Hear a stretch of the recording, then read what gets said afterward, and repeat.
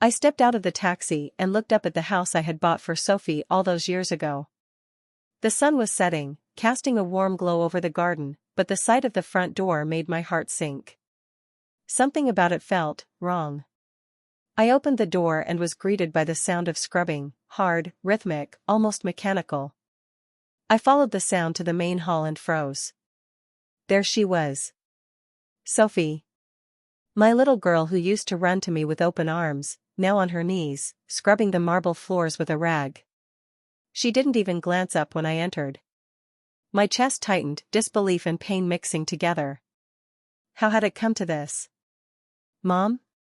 I tried softly, testing the waters, hoping for even the smallest spark of recognition or warmth. She didn't answer. Her back was rigid, and her movements were precise, almost robotic. My mind raced. Was this punishment? Was she angry at me? 15 years I had been working, building a life for us, and this is how she greets me? I stepped closer, my heart aching. Sophie, it's me. I'm home. Still nothing. Not even a flinch. The distance between us was heavier than any ocean I had ever crossed. Memories flashed in my mind, the way she used to cling to me as a child, the laughter, the silly fights over clothes or homework. And now, silence. I took a deep breath and tried again, softer this time. I missed you. I thought you'd be happy to see me. Her hands froze mid-scrub. Slowly, almost deliberately, she stood up. Her eyes didn't shine with recognition, instead, they were cold, distant, and tired.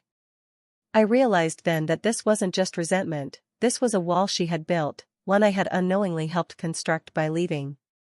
I felt anger bubble up, sharp and bitter, but I swallowed it. I needed to understand, to reach her, not fight her. Sophie, I said again, my voice firmer now, we can start fresh. I'm here now. That's what matters. She looked at me, her lips pressed tight, and shook her head. You don't understand, she whispered. You left. You chose your life over me. Her words hit harder than I expected. I had thought my absence was temporary, that I was working for her, for us, but she saw betrayal. Her pain, anger, and disappointment were real, and it cut deeper than any hurt I had faced in my life. I wanted to reach out, to hug her, to fix everything in an instant, but I knew some things couldn't be rushed. I had to let her speak, let her feel, and somehow, in the quiet tension of that moment, I knew this was the beginning, not the end, of trying to rebuild what had been broken. And so I stood there, watching my daughter, the girl I had loved more than life itself, and felt a strange mix of sorrow and determination. I wasn't leaving this time. I would stay, not just in the house, but in her life, even if it meant facing the full weight of her anger and disappointment. This was my homecoming, but more importantly, it was the start of understanding, and maybe, eventually, redemption.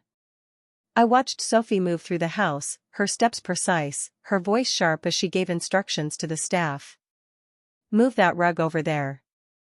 No, not like that. Do it properly. The staff obeyed quietly, their heads down. I felt a pang in my chest.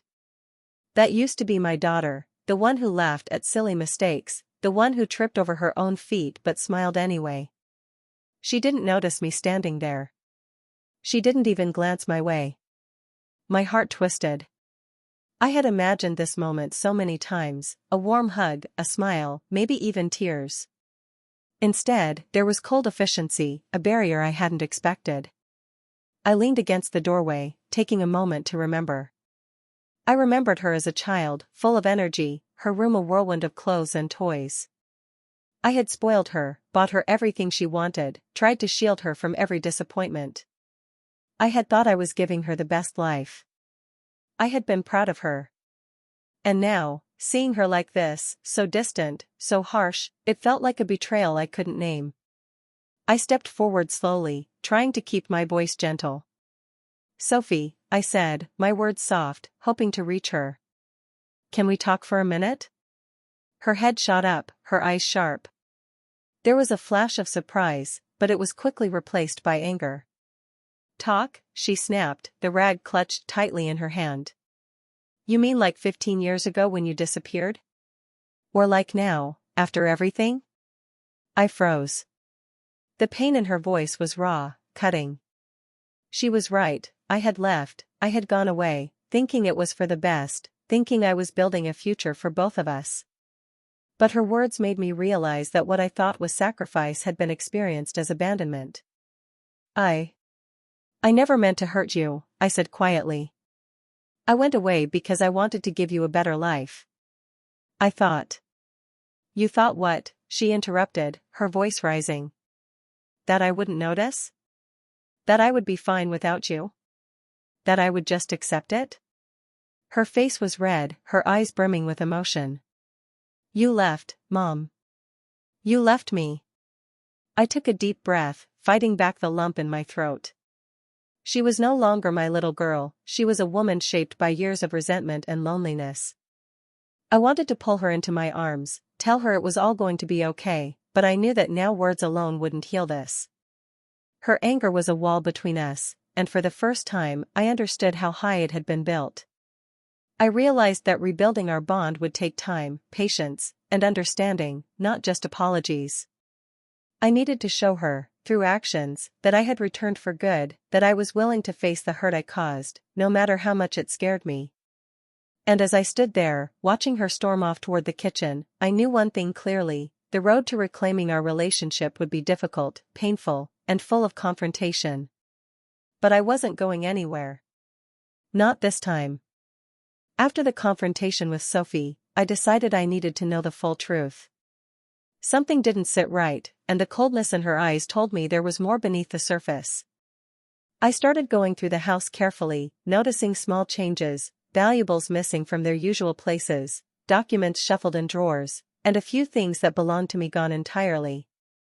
At first, I tried to convince myself I was imagining it, that maybe I had just misplaced things over the years. But a pattern began to emerge. Items of value, some sentimental, had quietly disappeared. And then, talking to the longtime staff, I learned what I feared most: Sophie had been selling some of my belongings, taking the money for herself. The betrayal hit harder than any anger I had felt before. 15 years I had worked to provide a life for her, and she had turned against me, siding with the father who had abandoned her and me. She had chosen money over family, selfishly and deliberately. I felt the sting of disbelief and heartbreak in equal measure. How could my own daughter do this? How could she betray me so completely? I sat in the living room, staring at the polished floors she had cleaned so meticulously, the same floors she had walked over with cold determination while I was abroad.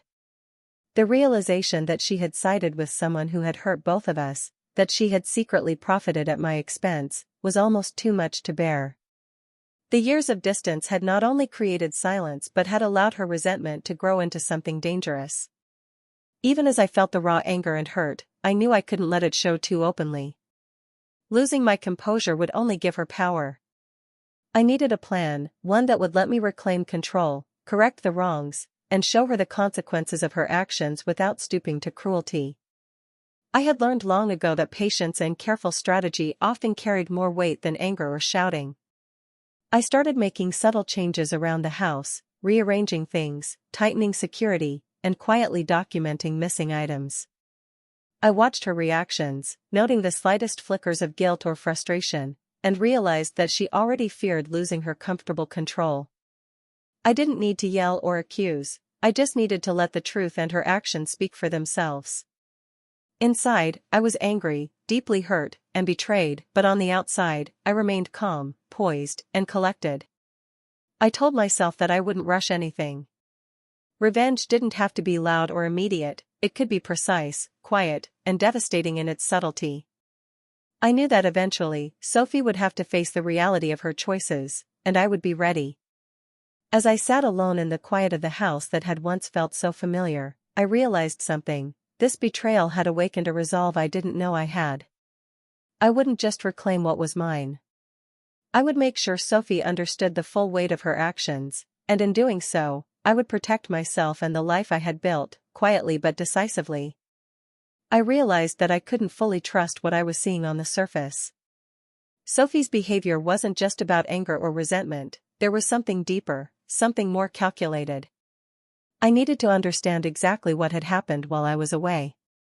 I decided to hire a private investigator, discreetly, someone who could uncover the truth without alerting Sophie. Within a few days, I received the first report. My stomach sank as I read the details. Sophie had not only taken advantage of my absence to gain control over parts of the household but had also manipulated friends and neighbors to turn them against me.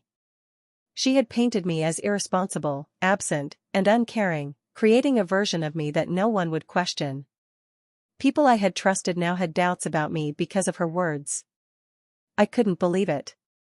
The betrayal cut even deeper than the missing items or her outright defiance. She had worked behind the scenes, twisting reality, making others see me as the villain. And yet, despite all this, she had been my daughter, the little girl I had loved unconditionally. The conflict in my heart was unbearable. On one side was rage, the desire to confront her and make her understand the harm she had caused. On the other side was maternal love, the instinct to protect her, even from herself. Every memory of her childhood came rushing back, teaching her to ride a bike, staying up late when she was sick, celebrating every small victory in her life. I had always wanted to shield her from pain, to make her life as smooth as possible. And now, that same child had turned those efforts into reasons to resent me, to manipulate and deceive. I felt crushed by the weight of it all, unsure whether to be angry, sad, or simply numb. The investigator's notes detailed conversations Sophie had held with family friends, the lies she told to convince them I was neglectful. I could almost hear her voice, smooth and convincing, twisting reality to serve her purpose. It was hard to reconcile this image with the little girl I had raised, the one I had believed would grow up kind and honest. But through the pain and confusion, I also recognized something important. I now had information. I understood the full depth of her actions and the network she had created to defend her choices. I could no longer react blindly or emotionally, I had to act carefully, strategically. I needed a plan that would allow me to reclaim my home, my life, and her respect, without giving in to anger or letting her see my weakness. Sitting in the quiet of the house that had once felt welcoming, I felt a mix of sorrow and determination. The betrayal had cut deep, but it had also sharpened my focus. I would find a way to address her manipulations, to expose the truth, and to restore balance. Most importantly, I would do it in a way that allowed me to remain in control, both as her mother and as the person who had built this life.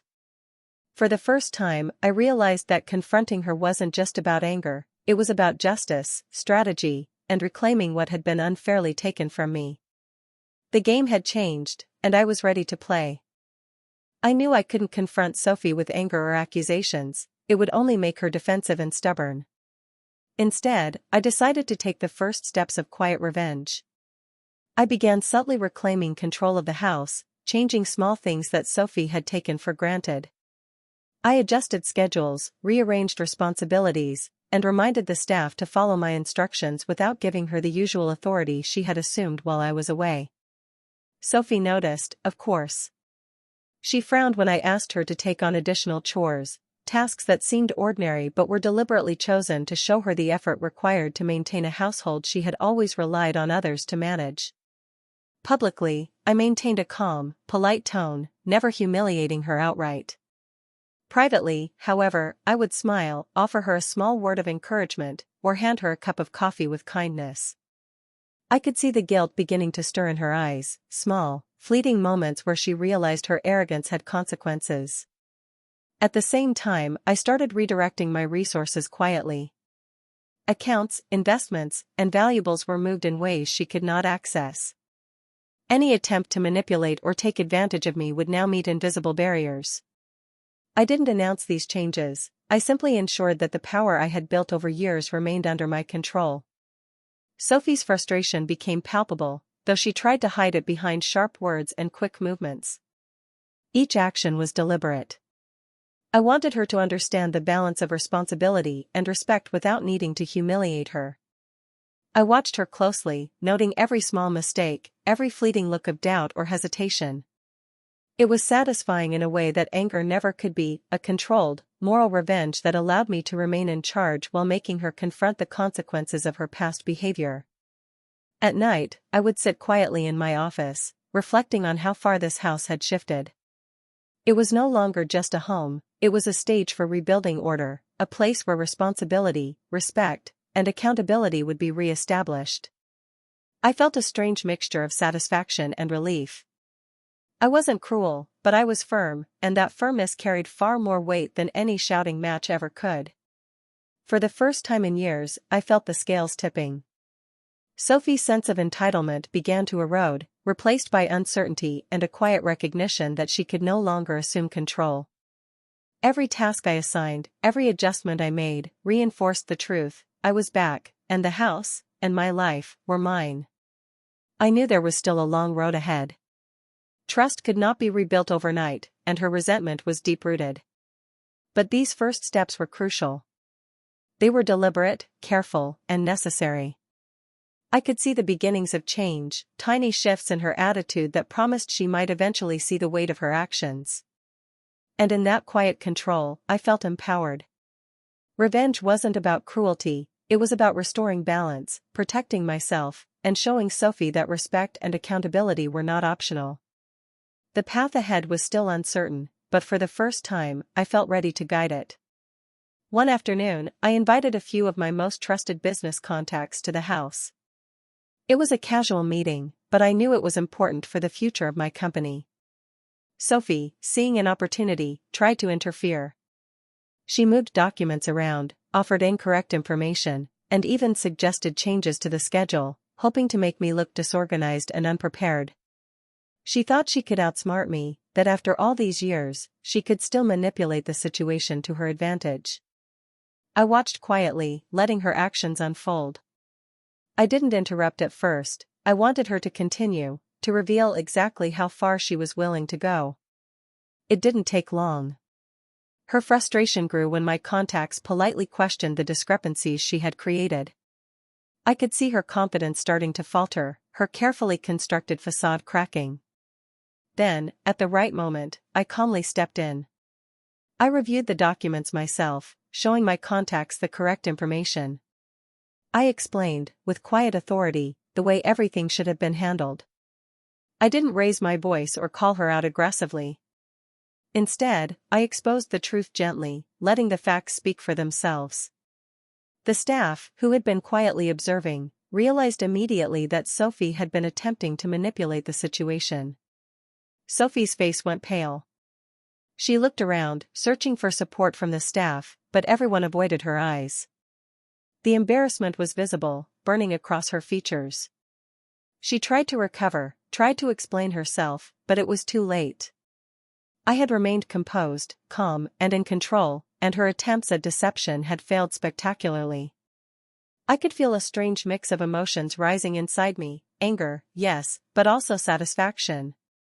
This wasn't just about proving a point, it was about teaching Sophie that actions have consequences.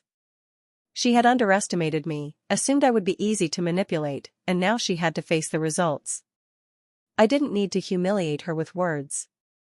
The humiliation was already there, in her own failed efforts, in the quiet acknowledgement of the staff, and in the realization that she could not outsmart her mother. For the first time, she understood that her position in this house, and in my life, was not guaranteed. Respect and honesty were not optional.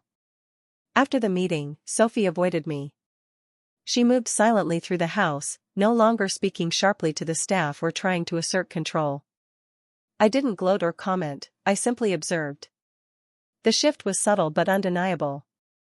She was beginning to understand, in her own way, that her previous behavior could no longer continue without consequences. That evening, as I sat alone, I reflected on what had happened. The breaking point had arrived. Sophie had tried to challenge me, to take advantage of my return, and she had failed. The lesson had been delivered without cruelty, without shouting, simply through calm control, strategy, and letting her own actions speak. And for the first time in years, I felt a sense of quiet justice. This was the moment when the scales began to tip, when Sophie started seeing the balance of power clearly. The path ahead was still uncertain, but I was ready for the next steps. I knew it was time to speak to Sophie directly. Watching her from a distance, seeing her frustration and guilt, I realized that subtle actions alone weren't enough anymore. I needed her to hear the truth from me, to understand the weight of what she had done and the sacrifices I had made for her over the years. I found her in the study, sitting quietly with her hands folded on the desk. She looked up when I entered, her eyes wary, as if she expected another lecture or punishment. I took a deep breath and began. "Sophie, we need to talk," I said, my voice calm but firm. "There are things I need you to understand, and I need you to listen." She didn't respond, just shifted uncomfortably in her chair. I continued. "When I left, I thought I was giving you the best chance at a future. I worked hard so that you would have everything you could ever need: security, comfort, opportunities. Every decision I made, every sacrifice, was for you."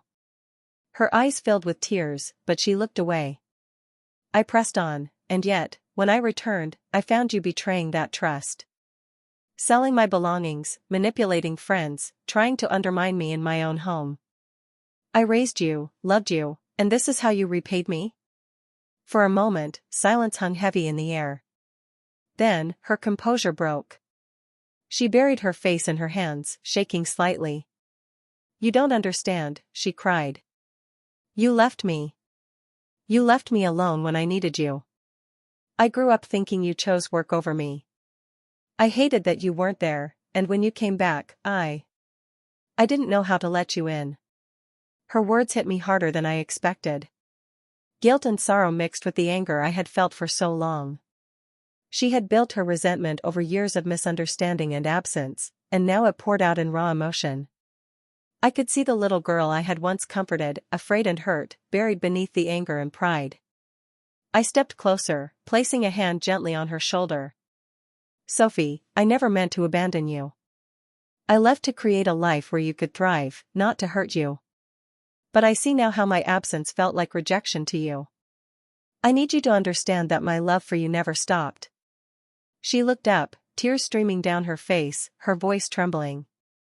I didn't know how to be your daughter anymore. I didn't know how to trust you." I nodded, feeling both the sting of betrayal and the warmth of long-suppressed love.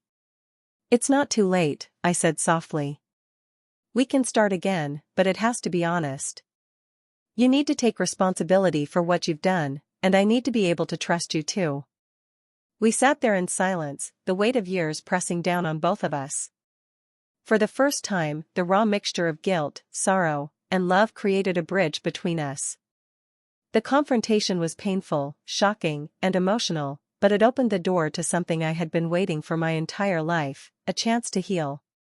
After our emotional conversation, I realized that forgiveness alone wouldn't be enough. Sophie needed to understand the consequences of her actions, and I needed to see that she was willing to change. I decided to give her a chance, but it had to come with clear terms. This wasn't about punishment, it was about teaching responsibility and rebuilding trust. I called her into the living room and spoke firmly but gently. "Sophie, I want to give you an opportunity to make amends," I said. "But this comes with conditions.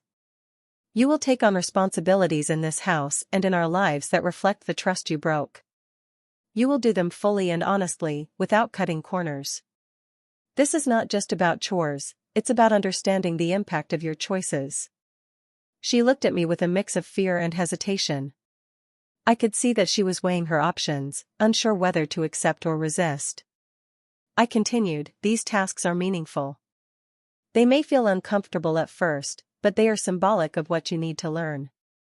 You must prove that you are capable of honesty, respect, and accountability before we can rebuild our relationship fully." Sophie nodded slowly. Her pride was still there, but for the first time, I noticed a flicker of understanding in her eyes. She agreed, and I assigned her specific duties: organizing family records she had once mishandled, managing aspects of the house she had previously ignored, and assisting me in preparing for business visits, tasks that required attention, care, and integrity. Over the next few days, I watched her work. She approached the tasks with caution at first, still clinging to old habits, but gradually, I saw her begin to take them seriously. She asked questions when she was unsure, double-checked her work, and started listening more carefully to instructions. There were mistakes, of course, but they were met with her genuine effort to correct them rather than excuses. One evening, she came to me quietly. "I didn't realize how much work it takes to manage everything properly," she admitted. "And I didn't understand how much I hurt you before." "I'm sorry, Mom." Her words hit me in a way that no apology could alone. I could see the shift happening, her anger and pride were giving way to awareness and remorse. She was starting to grasp the gravity of her past actions, not because I forced her to, but because she was beginning to feel the weight herself. It was a small but significant change. The house felt different, lighter, more honest. I could sense that this turning point was real. Sophie wasn't just following instructions, she was learning, slowly but surely, to take responsibility for her mistakes. For the first time in years, I felt a cautious hope. The bridge between us was no longer just an idea, it was being rebuilt, brick by brick, through effort, understanding, and accountability. This was the start of true redemption, and I could finally see that Sophie was willing to meet me halfway. After giving Sophie her chance to make amends, I knew that real change required more than just assigned tasks. I needed to quietly re-establish the balance of authority in my home and in my life. I began taking small but deliberate steps, ensuring that the control I had worked so hard to build over the years was fully restored. I started by reviewing my finances and household management. Any accounts or resources Sophie could have influenced were secured, and key decisions were now completely in my hands. I did this without making a scene, without pointing fingers or creating confrontation. The subtlety of my actions gave me power quietly, while Sophie, despite her awareness, had no way to resist or undermine me. At the same time, I continued guiding Sophie through her responsibilities. I allowed her to succeed and fail under my supervision, never embarrassing her publicly, but always letting the results of her actions speak for themselves. When she handled a task well, I praised her privately, reinforcing positive behavior. When she faltered, I corrected her firmly but calmly, showing her that mistakes were part of learning, not excuses for entitlement. Through this process, Sophie began to change. Her sharp words softened, her pride became tempered by understanding, and her once cold demeanor began to show signs of humility. I could see the tension in her relax when she realized that control was earned, not assumed. She started respecting the rules of the house, the staff, and, importantly, the boundaries I had set. The transformation was subtle but powerful. I wasn't cruel, I didn't need to yell, and I didn't need to humiliate her. Every step of the way, the consequences of her past actions became clear to her, and she began to internalize the lessons she had avoided for years. My revenge was not about punishment, it was about restoring order, teaching respect, and showing that authority and trust must be earned, not demanded. By the end of the week, the atmosphere in the house had changed. The staff responded to my direction without hesitation, Sophie followed instructions without resentment, and the sense of chaos that had existed before my return was gone. I felt a quiet satisfaction, knowing that I had regained control in a way that was smart, strategic, and emotionally effective. Most importantly, I saw a new understanding in Sophie's eyes, a recognition of the mistakes she had made, the respect she owed, and the importance of humility. It was a slow shift, but it was real. I could see that the lessons were sinking in, and that the balance of our relationship was finally being restored. For the first time since returning, I felt calm and confident. The house, my wealth, and my authority were secure, and Sophie was beginning to understand the weight of her actions. My revenge had been quiet, controlled, and completely effective, an elegant, strategic reclaiming of what was mine, while still leaving room for forgiveness and reconciliation. The day Sophie finally spoke to me without hesitation, without defensiveness, felt like a turning point I had been waiting for. She came into the study quietly, her hands folded, eyes lowered. "Mom," she said, her voice trembling, "I want to apologize. I've made so many mistakes. I hurt you, and I didn't realize how much. I'm truly sorry." I looked at her, taking in the sincerity in her voice, the vulnerability in her expression. It was not easy to forgive after all that had happened, but I knew that holding on to anger would only keep us trapped in the past. I nodded, taking a deep breath. "Sophie, I forgive you," I said softly. "But that doesn't mean I forget. We have to move forward with honesty and respect. That's the only way we can rebuild what was broken." From that moment, the house began to feel different. The tension that had hung over us for years started to ease. Sophie followed my guidance, understanding the rules and the responsibilities now fully. There were still small hesitations, moments of doubt, but each day brought more cooperation and less resentment. The staff, too, noticed the change, the quiet order that had returned under my direction, and the harmony in the house slowly came back. I spent a quiet evening alone in the living room, reflecting on the journey. 15 years of absence, betrayal, and misunderstanding had left deep marks on both of us.